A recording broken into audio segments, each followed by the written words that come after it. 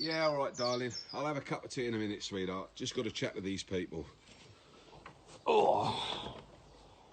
Hello, everybody, and good morning to you. I was going to give you a little talk about a group of lads who perhaps never got the recognition they deserved during the wars, and I'm going to tell you a little bit about them. And these boys were known as the Bevin Boys. So called after Ernest Bevin, the Minister for Labour, who realised that we had a shortfall of some 50,000 men in the collieries. And towards the end of 1943, he got it passed through that we needed to get these men down the pit. And where are we going to get them from? 1 in 10. 1 in 10 men called up for national service will go down the pit. How do we decide which men's going to go down? Well, it's going to be a lottery. And what he did was he gave his secretary the hat, put the numbers 0 to 9 in the hat, and he said to her, once a month, I want you to choose a number out of the hat. And who's ever call-up papers ending that number, they're going down the hole. They're going to work down the pit with the collierymen. And that's what's happened. Training for the Bevin Boys started on a day that's very easy to remember, the 14th of February, 1944. 6 weeks basic training. So by the beginning of April, lads were ready to start going down the pits. Not straight to the face, as some as you may think, but to work in various areas, such as haulage, engineering. Because at the end of the day, some of these guys were already trained as engineers or training as engineers. And we'd use their skills where necessary. But we did need people to do the haulage work and some of the hard graft, and these were young men, strong and able to do the work. Sure, there was a lot of lads from different backgrounds. We've got some lads perhaps from the countryside, a little bit more used to be outside life and a little bit stronger than those lads from the city who perhaps had a little bit of a better education from posh homes and never got their hands dirty. No, some of them. Bit of a shock, bit of a culture shock, I should say so. But they got together and they cracked on with the job. So what did the Bevin Boys get? Well, the 6 weeks basic training was all about safety and health and fitness, believe it or not. Every day there was exercises, about an hour a day. A bit of jumping about, a little bit of running, push-ups, etc. to make sure that they were fit. Then there was classroom work, all about haulage ropes, a little bit about the ponies, a bit about carts, and bits and pieces about safety. What to do, what to expect, what to look out for, what to listen for, what to do and what not to do. All in 6 weeks. At the end of the 6 weeks training, these guys were sent to various coalfields around the country. Down here in Kent, our training pit, or department I should say, was at Chislett. And then the lads were sent to Betsanger, Tilmanston, Snowdon and on the Chislett colliery to do their bit for the war effort. And during the war, some 48,000 young men were conscripted into the coal mining industry, as I say, known as the Bevin Boys. And what did they get? Well, a little about £3 a week. And out of that £3, unlike the soldier, they had to pay for their food. They had to pay for their lodgings. They had to pay for travel.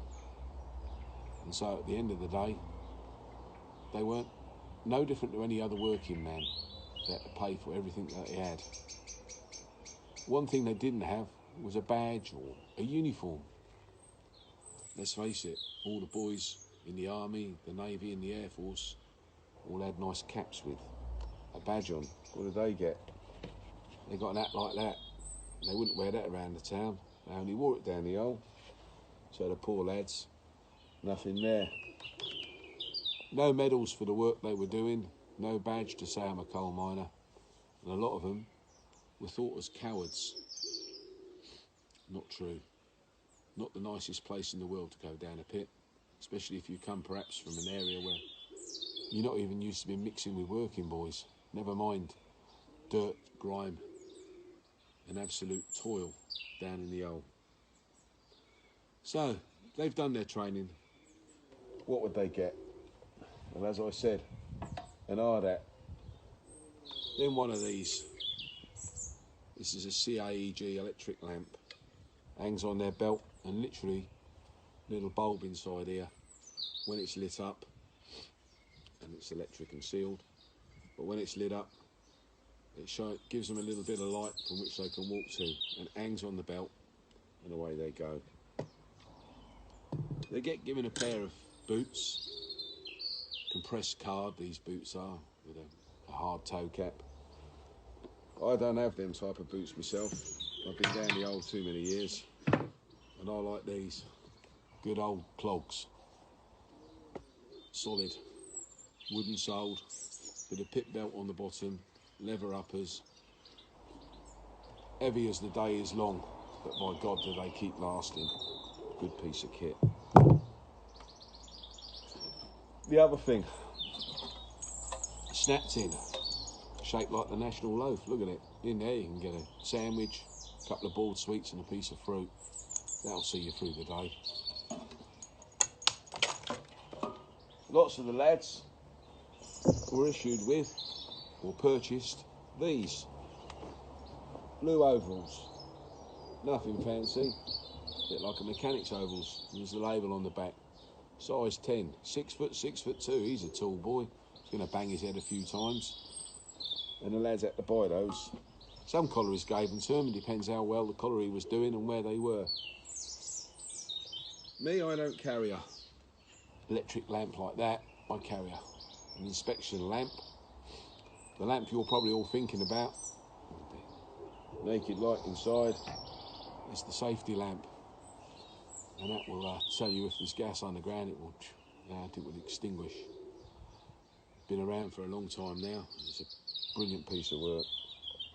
The other thing these boys will be getting, when they get the chance to buy one, is a Dudley. A water tin. 3 pint of this one. Fill it up with water because it's as dry as hell down there and not so good. So that's it. The Bevin Boys. Young men called to do their national service underground for king and country. We needed the coal because everything was powered by coal, generally speaking. Trains were powered by coal. The factories needed lots of coal for furnaces and steel making. Industry, ships, all over the place, and we were short of it. So, don't think that every man served in the Army, the Air Force, the Navy, the Home Guard, or any of the other civilian type of roles that you've seen. Some of them were also called up to go underground. Bevin Boys. Don't ever forget them.